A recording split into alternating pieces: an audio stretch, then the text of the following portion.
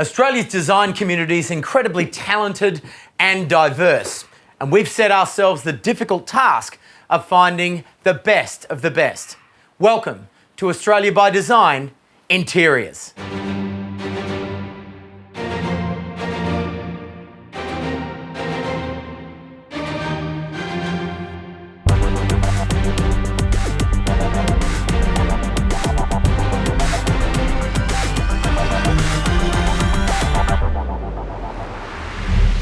We've gathered a team of design industry leaders to sit down at Top 3 by Design in Sydney and ultimately choose the #1 piece of interior design for this year. For a lot of people, interior design might seem to be about the colour of the cushions and the choice of drapes, but realistically, interior design impacts the flow of a room and the use of the house. It really dictates how the family or the people living there might use the space. In this episode, Angela's finding the spark for good design, Terry is looking at bargain brilliance, and Reno is visiting the White House. First up though, we've already visited the stunning Jackalope Hotel during our architecture series, but I have to say the interiors are so beautiful that they just had to have a story of their own, and I'm going to help tell it. Jackalope, a winery by Car Design. The interiors of this project are extremely opulent. A nice connection between old and new whilst delivering a memorable experience throughout.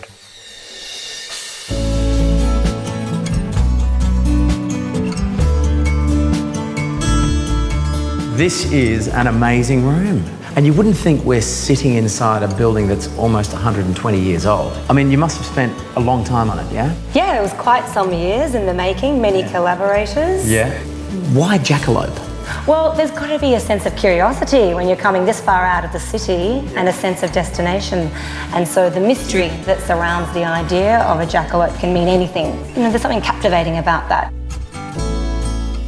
We often refer to this as the alchemist's workshop. Yeah. The bar is called Flagadoot. So this is the arrival experience into the hotel. So this is the main dining restaurant called Doot Doot Doot. The mating call of the jackalope. Of course it is. That is an incredible installation. There's about 10,000 LED amber globes, and they're all individually hung. The temperature of the lighting is really important. Yeah. So the ceiling sculpture, for example, has a range of different modes, so that there might be one that dances and shifts, so you get that undulation, and other times it has a 10-minute cycle of up and down, so when you're dining you don't feel ill. Yeah, I mean, you would depower the state of Victoria to run this thing if you had to put all of them on, right? I think we'd be in a bit of trouble. Yeah. There is the danger of too many statements in one environment, and when you're looking at this type of ceiling, everything on the lower plane intentionally is quite dark and demure, but we still need it to be interesting. So all of the furniture and the floor finishes are intentionally dark, but highly textured. So we had to really pressure test many layers so that all of the furniture was reconfigurable and enabled that flexibility to move from breakfast service through to an evening cocktail event. You're not just throwing cushions around, are you? You guys have actually found a way of delivering neon with sophistication. So they're actually symbols of alchemy and also astrological symbols. So where are we going now? I'm taking you into the lair, so this is the top level suite. Okay, lead me into your lair. So you've really been able to add a lot of drama to this room with all that height. This has got to be Christopher Boots. Yes, you're spot on there. And being a local Melbourne designer is really important. Yeah. And why a full kitchen? Well, this is something that's really important if you're going to a destination, to be able to have that opportunity to have the chef come up and cook for you or to suit different eventing needs. Yeah. Okay, this is gorgeous. I love the tub. And something's just occurred to me. It doesn't matter whether you're in the tub or working at the desk or just waking up in bed, you're always looking at that incredible view. Yeah, that was intentional in how we designed all of the rooms, that they were all geared towards that experience of looking out. And there's a nice little change of level here from the bathroom down into so you're kind of splitting the space with a change of level, yeah? Yeah, and that's important in hotel rooms, to not create walls or barriers. So just a subtle level shift does give you that sense of, okay, separation from the bathroom to the workspace or the resting space. Now, don't take this the wrong way, but I think you found a way of making beige very sexy. Okay. Well, it was important to give that sense of relief from the public environments, which are full of theatre and playfulness. Yes. The guest room needs to be a place where one can relax. Yeah, and it does feel harmonious, I gotta say. You just feel at ease here, don't you? Yeah, it's that break and respite.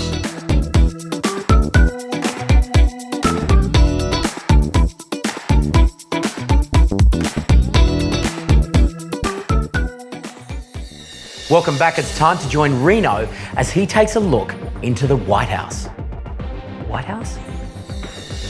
The joinery, the light and the texture of this converted warehouse plays a beautiful backdrop for their collection. They've kept all the original volumes, but really made this a homely space. This was the centre of the wool and yarn industry in Melbourne. It started in about the 1860s right through to the early 1900s. This whole area was filled with old buildings that related to the wool industry. They were converted to apartments in the early 1990s. Oh, okay. I'm starting to see why they're calling it the White House now. And the void, we're talking, what is it, 8-9 metres in height? Enormous, isn't it? So being a storehouse, they would have used it to transport goods up and down between the levels. Don't tell me they broke this during installation. No, this is a detail that we like to use a lot when working with natural stone. It's very soft and tactile, but it shows you that it is a natural material. Now that's the complete opposite of white, isn't it? It is, and it's breaking the rule, I suppose. We sort of felt that we needed a central feature, and the staircase ties the levels together, and we liked that the house circulates around this major sculptural piece. Well, I suppose being in Collingwood, black and white, we've done the right choices, haven't we? And I'm starting to see, Chris, a space which is reminiscent to an art gallery. I'm glad you picked up on that, because as you can see, the owners have a large variety of eclectic furnishings and furniture, and we really wanted their personality to be what you read when you come into the house. So for us, the house had to sit as a backdrop, as a gallery does, and allowed really the objects and the personality of the owners to come through. Some pieces of furniture here are reminiscent of my childhood. I remember my parents having furniture like that. It's a very comforting feeling staring back at this type of furniture. Now we come back to this beautiful piece of artwork, which is the staircase. I was going to ask, did you have to crane this in? Well, interestingly, it's aluminium and it's brought in as individual treads. So they stack together like a Lego set. You can see them there. Each one's brought in, stacked on top of each other and tied together with a big thread rod at the top. Do you think it's strong enough for the both of us? Let's give it a shot. Let's have a go. I'm hoping so. It's got a little bit of an industrial edge, which I like. It kind of has a lot of references back to the original building, the steel and the concrete and that rawness. So I think it works really well as a bold object. I've noticed that you've gone away from the single tone white and you've added a wonderful, what is it, a darkish grey sort of tone? It is, yeah. There's a little bit of blue in it, a bluey grey, that we wanted some of the spaces to have a sense of intimacy, I suppose. So it's one corner of the building where we injected that little bit of colour, and it provides a darkness to offset some of the mid-century furniture, the warmth, reddy, browny tones. Upstairs here now we've come into the bedroom zone, is that correct? Yeah, so this is where we introduce carpet for softness. You can feel it underfoot. It makes a difference acoustically, doesn't it? It just really softens the space and softens that warehouse feel for the bedroom. And I see the windows the same as downstairs. This is allowing all the natural light to come through the space, isn't it? Yeah, look, it does. We're reliant on that single source of this one facade that has windows. So you can really get that sense of how effective it was not building walls through here. And the light really permeates the floor plate. So where's the bathroom? Well, the bathroom's actually tucked away behind the one wall we actually built. So you'll see here, it's sort of a wall, but it's only half height. It's very warehousey, isn't it? It is. Look, it's quite rough timber. You can see it's a low-grade pine. We've painted it white to carry in and match all the other white and texture layers throughout the building, but you'll notice there's a lot of the saw marks in the timber from its milling process. And they pick up on a lot of the formwork textures in the concrete and the renders, so there's a real relationship between the existing shell and then these introduced materials. Oh, wow. Okay. Well, this is very different to downstairs. It seems to have a sense of opulence in here, doesn't it? It does. It's a different feel. We wanted the bathroom, because it's an inserted room within the shell, we wanted it to have its own feel. It's still highlighting the textures and the white existing ceiling and walls, but it's got a little bit of a sense of tucked away intimacy, as an ensuite should.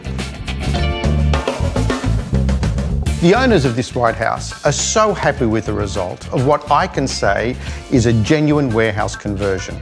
Although cavernous, it still maintains a strong sense of coziness. This is one conversion that truly speaks to its past. We're exploring some of the latest and very best interior design projects from across Australia in our search for the top 10 for this series. Right now, Angela is exploring how forward-thinking design can often be derived from the past. This next project is an interior of a workspace, which is quite different to what we've seen so far. I love the fact that they have used the colour palette from Bryant & May, who used to be in that building, in the new design. I think it's fantastic. The Bryant & May building is an iconic part of Melbourne, and its history was the spark behind this next project. This is a pretty historic building. Yeah, it was originally occupied by Bryant & May, who produced matches. They occupied the building over 100 years ago and were really well known for how they treated their team, in particular when it came to wellness. So we've tried to take some of those aspects and then implement them into the modern workplace. Natural light was really important, so we've pulled all the built form away from the windows, which means all the work areas are positioned up against those light-filled spaces. Part of the strategy on the design was to design these pavilions, and you can see that the pitch roofs sit comfortably within inside pitch of the roof line. They've also been used to break up the very large floor plate into smaller pockets of neighbourhood. And what do they use these pavilions for? Oh, they're mainly for meeting, but also coming together around different forms of technology or simply just to escape the work area to do more focused work. This colour is quite striking and very unique too. Yeah, there's a story behind that. We're across 3 levels and the narrative actually for each level is different. This one's from the Bryant & May, which is the match factory, so the graphics, the colour and the naming all come from that story. How about I show you some of the other ones, but we're not going to take the stairs. That was fun. Yeah, and it's actually a part of the story. The slides represent the penstocks that are on site at the Snowy Hydro, which is the owner of Red Energy, and we wanted to really encapsulate that as part of the design of the fit out. And then the workspace here, this is where everybody is, and you've grouped them in a really interesting way. Yeah, it's a neighbourhood approach, so there's a variety of settings. Gives the team the freedom to choose what type of space they want to sit in on a daily basis, depending on what they're undertaking on that day. So we've got a variety of meeting rooms, informal collaboration spaces, innovation spaces, and simply spaces to focus. Lots of choice, the freedom to choose on a daily basis where you sit makes it really unique. And this amazing staircase, which I know clients can often hate because you have to cut a hole in the floor and take something away. That's right, and that was the case on this project. We were really conscious of that, so we've tried to activate the stair as much as possible, so that's why we've got the levels. The levels actually help create more of a dynamic between each of the spaces and put that area basically back in, so we haven't lost anything. So we've had a tour of this very interesting and very diverse workplace, and we've arrived here. So what's this place? This is the Tribal Hub. It's where the whole team can come together. We can get up to 300 people in this space. It really comes alive at lunchtime and during team events. You can see that we've got the bleacher-style seating around the outside. The speaker stands up here in the kitchen, and it is really about creating that sense of home and, I guess, reprieve from the work areas downstairs. Part of the colour scheme we pulled from the original brickwork outside. However, we wanted something super fun. This really just caps it off with the approach to how colour's used in the workspace. And I noticed you've got these light fittings here that look a little bit like upside-down matches. Was that the inspiration there? Good spot, Angela. They were. These were produced locally here in Richmond. This is one of my favourite parts of the fit-out. We designed these sky beds that were really about getting the team away from the workspaces. Let me take you up to have a look. This view is amazing. So you could actually sit here, put your headphones on, get your laptop going, you could have a couple of hundred people in there and still actually be really focused and really connected to the view. That's right, and it's because it's all focusing your attention outwards to the greater Richmond area. But the client was really proud of the fact that they were Richmond born and bred, so this was almost a nod to that aspect. One of the most popular spaces in the fit-out. The key move here was introducing a diversity of spaces to break up what could have been an endless row of desks. I love Carr's genuine and clever nod to the heritage of the building, whilst at the same time showing great insight into modern ways of working. People love to work in interesting places, and you can definitely feel the buzz at Red Energy. Now, talented designers can take a very humble material and celebrate it in ways that most people wouldn't even think of. In this project, the architects have explored and refined the use of materiality and space. We're really seeing this bold move of separating the property from the landscape, both inside and out. I love seeing the home of an architect, and if the outside is anything to go by, I can't wait to see the inside. Howard, what an incredibly welcoming room. Yes, well, this was the original cottage that we fell in love with. It was designed by Robert McIntyre, son of Peter McIntyre, a famous Melbourne architect, and he designed it originally for an American who lived in Hong Kong and came here on holiday. A little getaway home. Yeah, and it had lots of sort of little architectural quirks to it, but also a lot of character and sort of sense of place and history. Which like we wanted this to fireplace. keep. The fireplace is original. My wife said to me, we must keep all of that because you couldn't do something as good as that. I'm glad she put her foot down. I can't imagine this room without it. But the whole place really kind of becomes a TARDIS or a foil for the rest of the house. Howard, you weren't kidding. This really is so different. And look at this dining table. Yeah, the dining table was inspired by the way you go to a cafe and sort of try and grab a set of tables and chairs and put them together. To gather all your friends. Gather your friends together. I'm noticing a lot of texture and details. Tell me about this. We wanted to give the look of a great big chopping block.